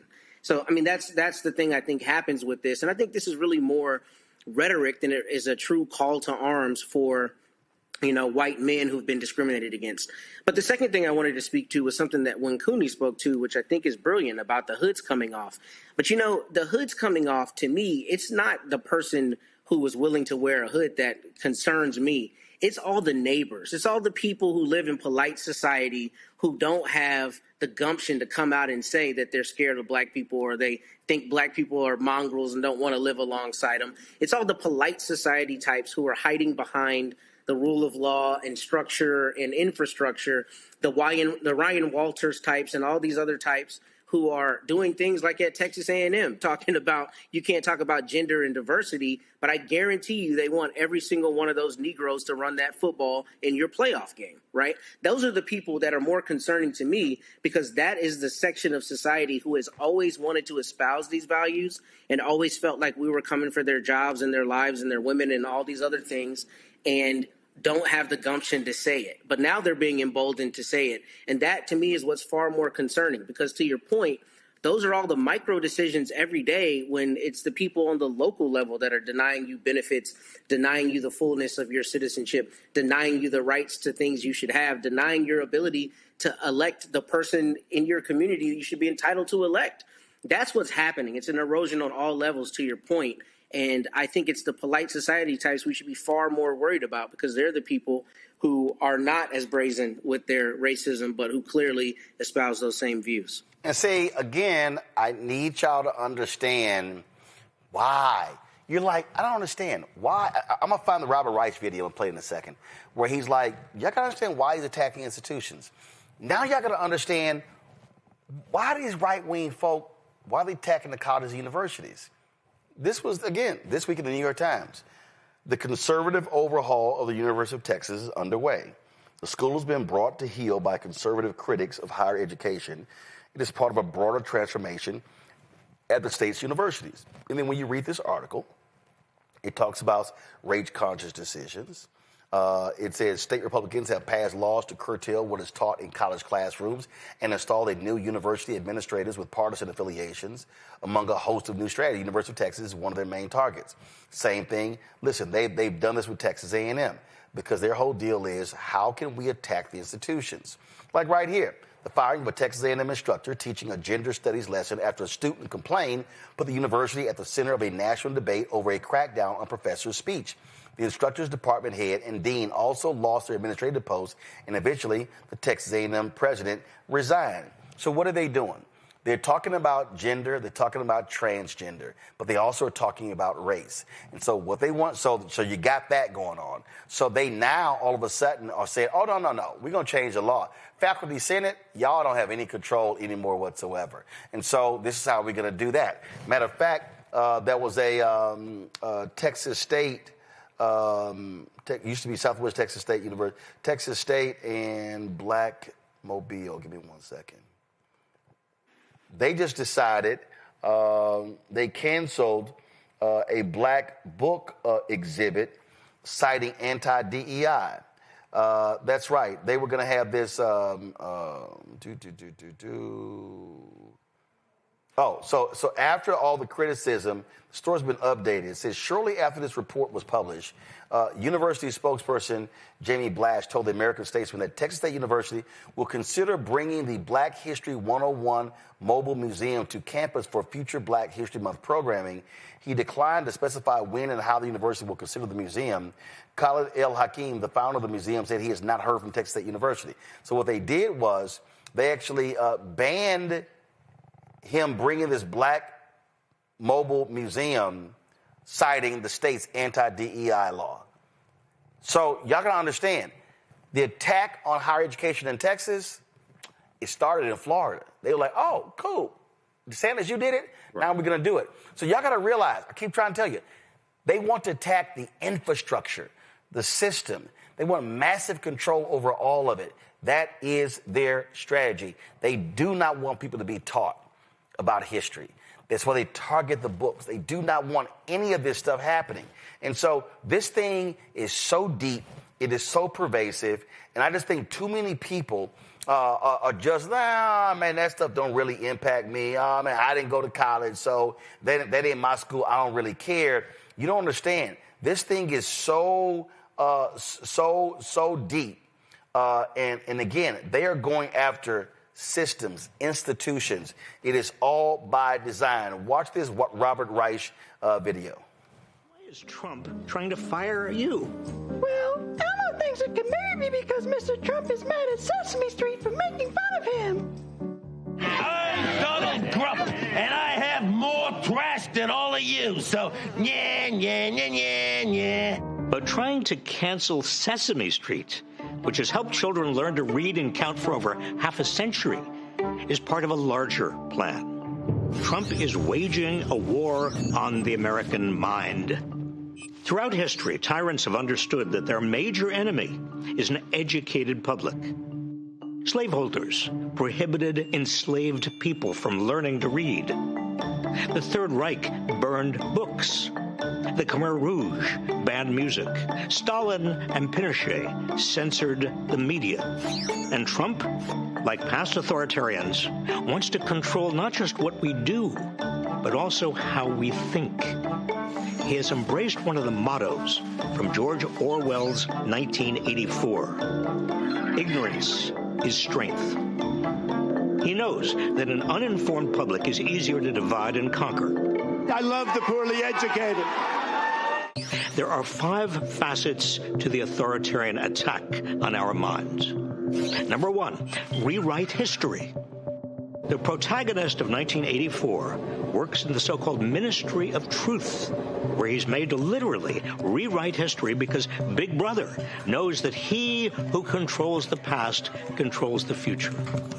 That's chilling in a dystopian novel. It's even scarier in real life, where Trump and his MAGA cronies are making schools whitewash slavery and segregation, cover up the genocide of Native Americans, and erase the LGBTQ rights movement.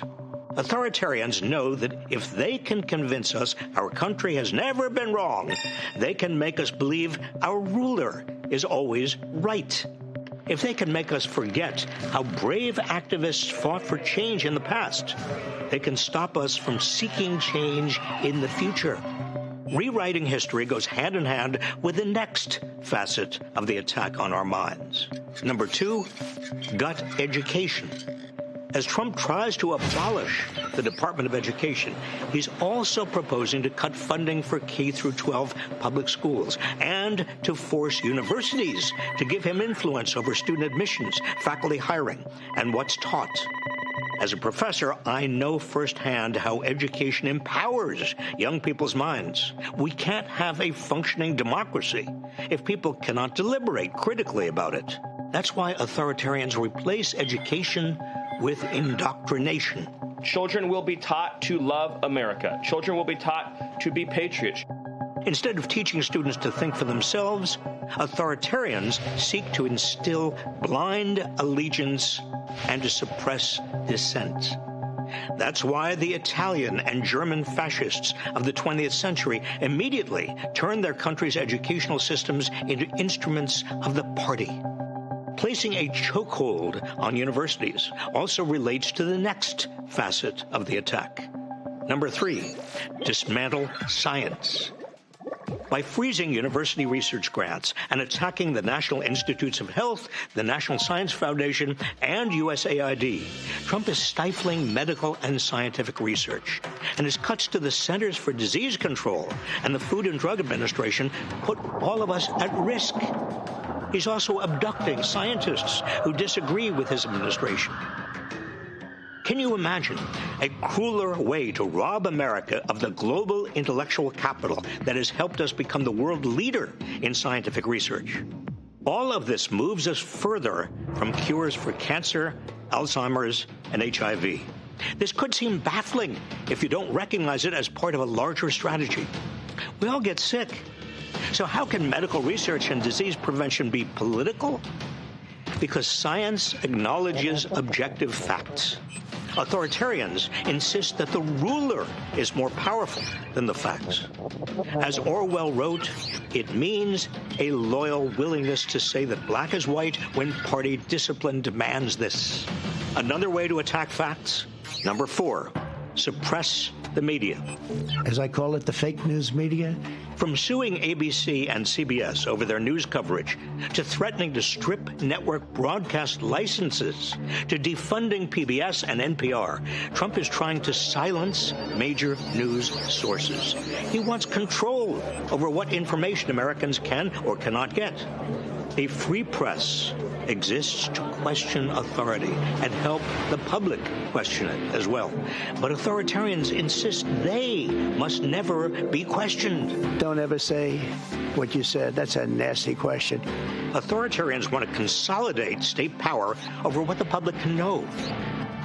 The final facet of the authoritarian attack on our minds also attacks our spirit, which brings us to number 5. Attack the arts. The arts exist to provoke us, challenge our thinking, and help us see beyond ourselves. They're an important and independent aspect of an educated society, which is why authoritarians have historically attacked the arts.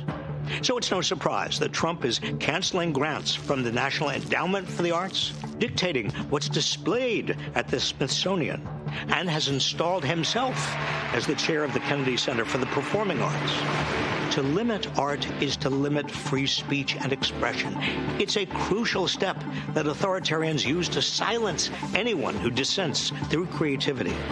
Added up, these 5 facets of Trump's attack on the American mind render us less informed, less inspired, and easier to control. They empower him to divide us with hatred and fear, and they prevent us from discovering that we have more in common with one another than with the authoritarians who try to rule us. This attack on our minds reduces our capacity for self-government because ignorance is the handmaiden of tyranny. Please help spread the truth by sharing this video. Tony, I wish people really would wake up and realize how serious this thing is. Me too. I'm really, really happy that you showed that video, actually, Roland, because, to what you were saying earlier, I'm not even surprised about the indoctrination of Texas. As you said, it's a playbook, play off of what we've seen done in Florida, and what we talked about a few weeks ago with Turning Point USA and starting in high schools with the Club America. Indoctrination is going step by step. If we look at the 5 steps delineated, rewrite history, we've been seeing that done. They're taking the books out of the classrooms. They're gutting the education system. They're dismantling sciences. They've torn apart all of the, national institutes of health and all of the other healthcare agencies and scientific agencies that help us move forward and be the champions of the world in science. They've suppressed the media. Thank goodness for Black Star Media and that it's not controlled by the powers that be. And they've attacked the arts, and even mentioning that Trump installed himself as the head of the Kennedy Center, and we saw what happened today with his attempted renaming. And so these facets have been followed to a T. And like I said before, we're on the cusp of fascism. Anyone who's looking closely at this, it's a playbook, play for fascism. Trump wants to install himself as a dictator, as a king, and he's doing an excellent job at carrying out these things step by step. So I think as Black America, we have to wake up and make sure that, again, we're making sure that we are assessing our political capital in these upcoming 2026 elections. When you say that politics don't matter and it doesn't matter what you do at the polls, this is exactly the type of president that we get. A lot of Americans are seeing now that it actually does matter. Politics does actually hit close to home. And if you're not paying attention, quite frankly, you have to be after seeing this video. Absolutely. Gonna go to a break. We come back. Headlines with Brittany Noble. Back in a moment. Quiet part out loud.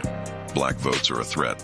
so they erased them. After the Supreme Court gutted the Voting Rights Act in 2013, Republican legislatures moved fast. New voter ID laws, polling place shutdowns, purges of black voters from the rolls. Trump's Justice Department didn't stop it. They joined in. In 2018, his DOJ backed Ohio's voter purge system, a scheme that disproportionately erased black voters. Their goal, erase black votes and political power. Yeah, that happened. These are the kinds of stories that we cover every day on Roland Martin Unfiltered. Subscribe on YouTube and download the Black Star Network app. Support fact-based independent journalism that centers African Americans and the issues that matter to our community.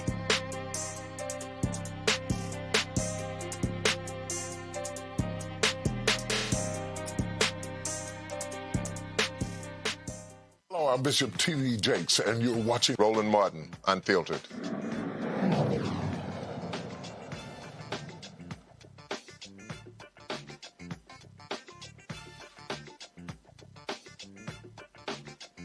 All right, folks, time for Black Star Network headlines with Brittany Noble. Roland, Black Lives Matter members in South Bend say the city's Community Police Review Board is failing to hold officers accountable. On Thursday, members canceled their meeting, further delaying a review after police officers detained a 14-year-old girl outside a McDonald's in August. The meeting agenda included a vote on whether to uphold the department's decision to exonerate the officer, as well as discussion of possible policy recommendations, specifically whether the police department needs clearer age-specific de-escalation training. Also, U.S. Immigration and Customs Enforcement say they have data showing deportations of people from African countries are on pace to nearly triple this year. The report also finds that some deportees have been sent to countries where they have no personal ties, often facing dangerous and deplorable conditions. Organizers with the Movement for Black Lives say black migrants now make up 10% of the black population in the U.S. and more than 7% of all non-citizens, arguing they are disproportionately targeted. Well, new research from the American Cancer Society finds that black Americans continue to face significantly higher cancer death rates than white Americans. Black men have a 14% higher overall cancer mortality rate, while black women face a 10% higher rate. Researchers say barriers to prevention, screening, and quality care remain key drivers of these disparities. Well, after facing backlash for displaying black Santa decorations in his yard, Chris Kennedy is now taking his message on the road. Since 2020, Santa Chris has made nearly 100 appearances each year, spreading holiday cheer all over Arkansas while promoting inclusion and representation. He says his visibility has inspired other black Santas and Santas of all backgrounds to join the movement, reinforcing the message that Christmas traditions and holiday magic are for everyone. We'll have much more for you coming up on Roland Martin Unfiltered. Stay with us. If in this country right now, you have people get up in the morning and the only thing they can think about is how many people they can hurt, and they got the power, that's a time for mourning. For better or worse, what makes America special, it's that legal system that's supposed to protect minorities from the tyranny of the majority. We are at a point of a moral emergency. We must raise a voice of outrage. We must raise a voice of compassion. And we must raise a voice of unity. We are not in a crisis of party versus party. We are in a crisis of civilization, a human rights crisis, and a crisis of democracy itself. And guess what? You've been chosen to make sure that those that would destroy, those that would hate, don't have the final say, and they don't ultimately win.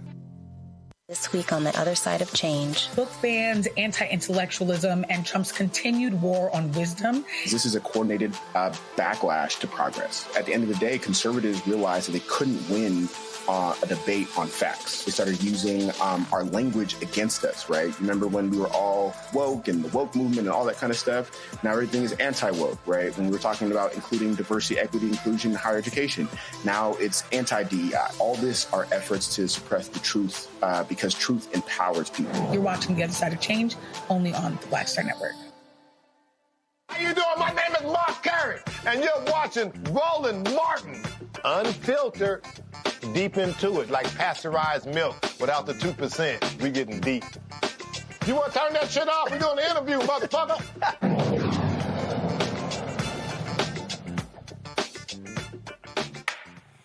Folks, the Consumer Financial Protection Bureau, founded under President Barack Obama, which is now led by someone tied to Project 2025, is proposing a rule change that could quietly bring back modern-day redlining. Right now, banks can be held accountable when their policies hurt black borrowers, even if they don't admit to discrimination. This new proposal would weaken these protections, making it easier to deny loans and harder for our communities to fight back. This story was done last month. Go to my iPad. This is Reuters right here, where they lay it out. And so it's as a result of an executive order signed by, well, you know, the twice impeached criminally convicted felon in chief, Donald Trump. And so, again, look at this here. Requiring companies to prevent discriminatory outcomes in practice encourages favoritism and unfairly burdens them, according to the White House, a position rejected by consumer advocates. So, Matt, I don't know how many times I can say they don't give a damn about black people. They don't give a damn about protecting. They say, corporations, man, y'all can do whatever y'all want. If y'all want to screw these people, go right ahead, and we gonna let y'all do it. Yeah, I mean, that's what they're going to try to do. I think hopefully 28 U.S.C. Section 1981, which protects your rights to contract and to engage in business and to not be discriminated in those contracts, is going to stay on the books, and you can call your friendly civil rights lawyer to file a lawsuit on your behalf, even if CFPB is not going to stand up for you. I mean, from an infrastructural standpoint, this is part and parcel with what we've talked about all night. They're attacking everything and trying to find every way to undermine people's ability to vindicate their rightful claims, right? Where you've gone into a store, you've gone somewhere, you try to get a mortgage, you try to get an auto loan, and the lender has discriminated against you and not against some white person, applying. There actually has to be some kind of recourse, and hopefully with 1981 and some other sections that they'll be able to continue to do that. But this is stupid. I don't understand why you would even want to die on this hill, but we see that Republicans and the MAGA, all these people are doing everything that they can to erode all protections, unless it's a white guy who's being discriminated against, as we've spoken about earlier in this case. Well, one of the things that they've done, Michael, is they have absolutely tried to gut the Consumer Financial Protection Bureau. They tried to get rid of it through the Supreme Court. That didn't work. And they've been letting companies off the hook, just dismissing cases, not paying fines, and screwing customers, screwing regular everyday workers. Yeah, and this is, once again, the consequences of elections is something that we warn people about. And what's taking place here is, Donald Trump signed an executive order targeting disparate impact liability as well. So that plays a part in this. The Legal Defense Fund did a press release about the negative impact that this rule change would have, especially on African Americans. And they talked about how this deals with disparate impact, deals with the legal framework that is long served at identifying and addressing discrimination that hides in plain sight, things that are very subtle, embedded in the structures of lending, hiring, housing, education, policing, and healthcare. So this has wide-ranging implications, okay? This also is in that same vein of the attack on diversity, equity, and inclusion. And as you talk about, Roland, defunding Black America. Okay, so this would bring back redlining, which still exists in some areas, right? But this would be catastrophic if this goes through. So this is something else that we have to fight and educate people on. But once again, one of the things that we miss oftentimes is understanding how to assess, to protect gains that have been made. The Consumer Financial Protection Bureau is something that's very important. No, it's not perfect, but it's been beneficial to African Americans. So when we vote, whether it's for the House of Representatives, for the Senate, for the president, we have to do an assessment, a systems analysis of gains that we have made that are at risk if the wrong people get in power. Well, again, what we see here, they just do not, they believe, Donald Trump and MAGA believes, Win Cooney, that the people being discriminated against are white. And we're not going to offer any protections whatsoever if you're black and if you're brown. We do not care. It's similar to what we saw with the Black Lives Matter movement. And when we had to counter and say the reason why you can't say all lives matter is because Black people are the ones that are being disproportionately affected. It's similar here. We don't have to say that Black people have continued to be disproportionately affected by illegal financing practices, redlining, not being able to get a mortgage, getting higher insurance rates, getting higher mortgage rates.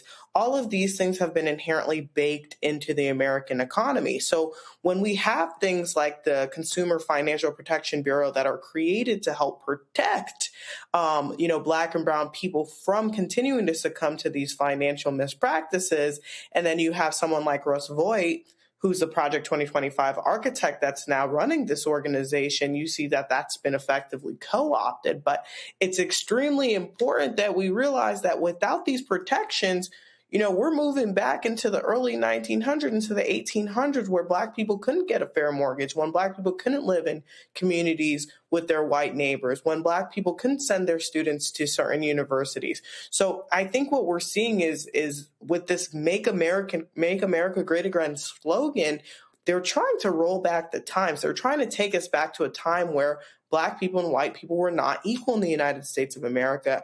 And the more we learn that this is happening, the more we need to be acutely aware of it and put an end to it.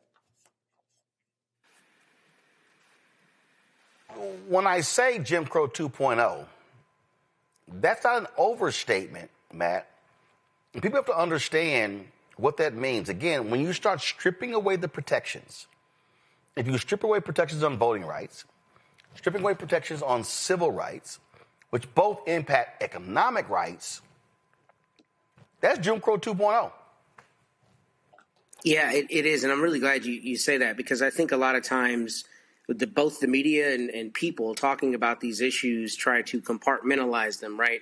And say the effect of this one law being repealed or rescinded or affected in some way is going to affect this one discrete aspect of life. But the reality is it is a full frontal assault on all aspects of life to make life worse for Black people by not only devaluing Black people, but by leveraging the infrastructure to put people in on things like the library boards. I mean, we've talked about it here, but it's been a huge issue in this community. The literal library boards, who's sitting on the library board, what book is being put in, all of that is, as Michael always says, it's part of a, Project 2025 and a larger assault on every aspect of it. And I want to correct myself earlier. I said the wrong number. It's 42 USC 1981. But the point is, look, if the judges aren't going to honor the law, if people are going to get the ability to bring non-meritorious cases, including Trump himself bringing an FTCA case for being prosecuted where that case would be thrown out for any other person, it's just a matter of playing the game however you want so that you ultimately win is ultimately what we're seeing. And I think it is going to usher in Jim Crow 2.0. And I think, as I said earlier, it's all the polite society citizens who are on board with that that's making it a much bigger issue, because there's not a moral question in the way it was framed during, I think, the thick of the civil rights movement. There's still the same moral issue, but it isn't being framed the same way by as many people. Because part of it is, you've got all these people at all levels of white society primarily who are on board with this, and they're not seeing people getting hosed down in the streets the same way, but they are seeing people continue to have their rights eroded and continue to have things like redlining happening in 2025. So it's a full frontal assault, and I think we have to look at how all of these parts coalesce together to make a worse quality of life for us. And again, on this point, I need people to understand what is going on here. And really, I'm talking about folks, y'all got to get this. And we can't just keep just walking around like, all right, man, this really ain't no big deal. Yeah, y'all saying this here. It's what has to be shared. There's a complete downflow to all of this. It's a complete downflow. It goes top to bottom. It goes top to bottom. And if you do not have a political change, which then leads to a judicial change, then you have all of the systems at one time firing against folks. And that's the piece, Win Cooney, I need folk to get. This is happening. The pieces are firing. They're firing. Michael, they're firing. Matt, they're firing. And if you see the attack on the legal, because they want to limit the legal folks from being able to sue, now folks are like, yeah, we can't take that case because if we take your case, they're going to come after us. They're going to lose our other clients. And so when the lawyers are afraid, when the media is afraid, well, hell, Michael, I don't know who you got left. Who else, beyond legal and media, who really are the watchdogs? Yeah, well, you have activists, but the activists, but media has to cover what the activists do. The activists do. Otherwise, you could just be yelling, and then the lawyers also file cases on behalf of the activists. Right. No, I understand it's all connected, and unfortunately, a lot of activists don't understand how law works or politics, for that matter. Yeah, this is why we have to keep educating people and building power, and also leveraging our economics to enforce our political agenda. So all of this is connected. The tariffs. There's an article from blackenterprise.com that I was reading and that I shared on my social media that deals with how Trump's tariffs have stymied black business growth. Well, you had black economic empowerment gurus or whatever the hell they want to call themselves that were telling black people, you don't have to vote. You just have to build businesses and do like the Asians do and invest in the stock market or things like this, right? Well, all this is being attacked. The tariffs are drastically hurting African-American owned businesses to the point where they have to shut down. And then you have 8.3% unemployment rate for African-Americans, right? We're about to lose 22 million, about to lose the Affordable Care Act subsidies.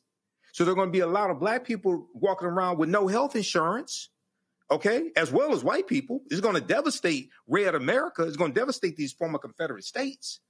So we have to understand politics is the legal distribution of scarce wealth, power, and resources and impacts every aspect of our lives. So today's show is like extremely, extremely important. I hope people go research and read these articles that we're talking about and that you're showing, Roland. And I haven't watched the Diddy documentary either. I really don't plan to. I got too much damn research to do dealing with factual things that are happening that are kicking our ass to deal with Diddy or 50 Cent. We literally are facing dire consequences, so I just need people to understand. All right, folks. Matt, what you doing this weekend? I'm continuing to enjoy the holiday season, and I'm waiting for you to run all over y'all the same way you ran from having to talk to me after we beat y'all. Oh, no. I didn't run from you. A golf tournament. I did want to show you. No. Actually, I was show up when I have to I was for things. Actually, I was actually traveling, but I did want to show you this here, Matt, because I thought it was pretty cool. It's been a busy week because last week. Go ahead and play it already, man. Quit with the setup. Let's get to it. No, I'm just saying. So I don't know if you were aware, Matt. I don't know if you were aware that the Texas A&M women's volleyball team, upset the number one team in the country, Nebraska. They hadn't lost a game all season, and they got upset on their home court. So it was an amazing game. It was really a fascinating game. And then after that, Wisconsin played Texas in Austin. Y'all lost. So, because there was a bunch of people who were talking about, it could be a national, A&M versus Texas national championship. Yeah, we made it. Y'all didn't. And then, of course, last night, Matt, let me show you this for you, Matt, right here. This was the winning point. Go ahead and watch this, Matt. What? It's going to be a free ball back to the Yankees. Matty Walk in the middle. A place they've never gone before. So that was a point that put Texas A&M volleyball in the national championship game. So looking forward to that. Then, of course, tomorrow at noon Eastern, it's going to be Miami, the Hurricanes playing A&M in Kyle Field. So your Longhorns playing this weekend? I wanted to ask you, who would you say is the most celebrated college coach of all time? That'd be Nick Saban, right? No, I'm asking. I'm asking. Y'all have to pipe in crowd noise at I'm Kyle asking. Field? Actually, that's a lie. That's a lie. I'm asking. No, that's a lie. Nick That's a Saban lie. says it. No, first of all, Truth, right? Nick Saban says a lot of bullshit that's not true. But again, are y'all playing this weekend? We are not playing this weekend. Oh, and I do appreciate. I'm sure it was planned. I do appreciate you wearing your Howard Bison shirt. Yes, I did wear that because I knew you were going to say something. Yeah, because I mean, it hasn't really made an appearance often on this show. Win Cooney, you may not be aware, but Matt didn't even go to that little school in Austin. But he reps them like he did. He's always like, oh, I grew up there. My parents met there, all that sort of stuff. So he's always repping Texas Longhorns. And rarely is he repping Howard Bison. So we appreciate Matt actually repping the school where he got his undergraduate degree from. So. What I'm hearing. Hold on 1 second. You're against Hold on. You're against No. Seems to be a problem. No, actually, I would think you have black love for your college. I do. I have great, deep, abiding love for alma mater. But really, I also have abiding love for accountability, which is why I show up when I lose. Unlike you, who just happens. Hold up. You stop. Hey, Matt. I don't know. I can't help. Matt, I can't help it that I'm in great demand. Oh, here we go. I mean, I'm at a disadvantage on this show because your mic is like predominant over mine. But what it comes down to, Roland, is no, it's not. I literally. We whipped that tail. If I'm correct, undefeated. And I was correct, and we're in the playoffs, and you're not. Matter of fact, I don't know if you heard the news. I saw this here. Let me go ahead and pull that back up. Because y'all had to fire y'all defensive coordinator. Y'all suck so bad. Did you know that? Will Muschamp is coming back. Did you know that? I don't know. I saw Mike Elko crying after the game, so you know. All right, yeah, okay, all right. But, y'all had to fire your defensive leadership because they suck. So it's going to be a great weekend watching Texas A&M beat the Miami Hurricanes. And I'm sure Matt will be sitting in front of his television watching because ain't like he got a school to look at this weekend. I'm going to text you the moment y'all get that L. You're going to cry about your offensive coordinator. Matt ain't got no. First of all, Colin Klein took the job. Actually, let me shout the brother out. Colin Klein took the job as a Kansas State head coach, so his ass gone, praise the Lord. So let me go ahead and shout out my man. We got a new offensive coordinator. He got promoted. He's a brother. Y'all don't know nothing about that in Texas because y'all don't promote brothers. I know you not talking. Here we go, right here. Let me shout out Holman Wiggins, who was a new offensive coordinator at Texas A&M. So he's going to do a great job tomorrow. So, Matt, I'm sure you will appreciate watching a Texas team play in the college football playoffs, but it will not be your institution. All right, Win Cooney, Matt. Michael, I appreciate it. I can't wait on Monday to see the Texas A&M women win the national championship in volleyball. Game is tomorrow. That's going to be great. And then, of course, watch football game tomorrow as well. So there we go. So at Howard Bison, yeah, y'all should be. Go ahead, take a solo shot of Matt. So y'all can actually see, because you don't see this often. No, go solo. Come on, give me a solo shot. Drop the lower third. Go ahead. Drop the lower third. Go ahead. Y'all take a screenshot of that HU, but we know the real HU is Hampton. All right, so there we go. Cut the cameras. Just wrong. What? I'm sorry. Did I say something? Come on, man. Don't do that. You don't got to get that petty with it. Yeah. Cut the camera. It's just brutal. Diabolical. Was something wrong with All I know is half of the people on the screen are Howardites. That's all I know. So I can't speak on him. Well, I mean, I got two Hampton people who are in the control room.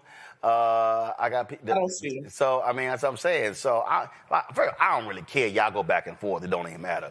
But I'm just simply saying. So, you know, y'all will be all right.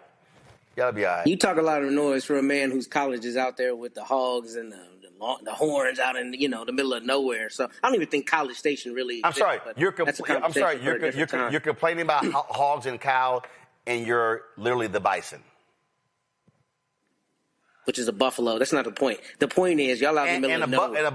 And we beat y'all head up. Hold on. Let me help you out. Let me help you out. You're saying we're out in the middle of nowhere. But let's stay focused. When you got 78,000 students, you kind of need some space. I'm just saying. So there we go. So again, enjoy your Poulan Weed Eater Bowl or wherever y'all going. I'm not sure. It's I don't know. Is it the M&M Bowl, the Tic Tac Bowl? I'm just saying. When the U runs all over y'all this weekend, are y'all going down? I want you to wear a Miami. Where y'all playing? Are y'all playing in Shreve? Oh no, are y'all the Citrus Bowl? You know what? Nobody cares. They only care about the playoffs, and y'all not there. Okay, all right, there we go. So that's it. Y'all have a good weekend, good holidays, and Matt will sure to wreck it for you with Texas A&M wins. All right, with Cooney, Matt, and Mike, appreciate it. Thanks. Saw horns off. There we go, folks. If you want to support the work that we do, please join our Bring the Funk fan club. If you want to contribute via Cash App, use the Stripe QR code. You see it right here, bottom left-hand corner. Use that for credit cards as well. PayPal's R Martin Unfiltered, Venmo's RM Unfiltered, Zelle, Roland at RolandSMartin.com. Roland at RolandMartinUnfiltered.com. Checks and money order, make it payable to Roland Martin Unfiltered, P.O. Box 57196, Washington, D.C., 20037-0196. Get my book, White Fear, How the Browning of America is Making White Folks Lose Their Minds, available bookstores nationwide. Get the audio version I read on Audible. Also, you want to get out Roland Martin Unfiltered Black Star Network swag? Go to shopblackstarnetwork.com. It's all there. And, of course, all these black-owned products you see to my left right here, all of this, you name it, we got it. All kinds of stuff. Support black-owned businesses. It's not too late. Christmas is a week away. Support the businesses. Shop blackstarnetwork.com. Download Fanbase. And also, they've extended the investment. So $16.4 million has been raised for Fanbase. $16.4 million has been raised. $600,000 left. Go to startengine.com for more. Startengine.com/Fanbase for more information. Folks, that's it. I'll see y'all. No, actually, I'll see y'all on the first Monday in January. I go on vacation, but Brittany Noble's going to be holding it down, bringing us all the great news and information right here on the Black Star Network. So y'all have a good one. Holla!